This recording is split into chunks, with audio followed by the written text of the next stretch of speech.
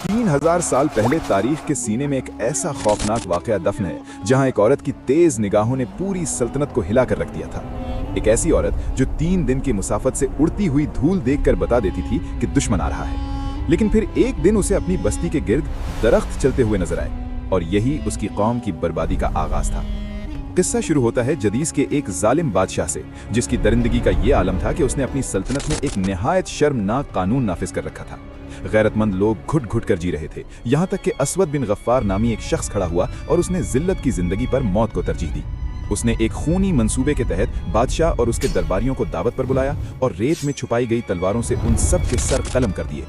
मगर इंतकाम की आग अभी बाकी थी। बच निकलने वाले एक शख्स ने यमन के बादशाह हस्सान बिन तुब्बा से मदद मांगी। हस्सान एक अजीम लश्कर लेकर निकला, लेकिन वो जानता था कि जदीस की बस्ती में यमामा नामी वो औरत मौजूद है जिसकी आंखें उकाब से भी तेज हैं। अगर लश्कर सीधा जाता तो वो 3 दिन पहले ही देख लेती। तब हस्सान ने एक ऐसी चाल चली जो तारीख में अमर हो गई। उसने हुक्म दिया कि हर सिपाही अपने आगे एक बड़ा दरख्त पकड़कर चले ताकि वो दूर से एक जंगल मालूम हो।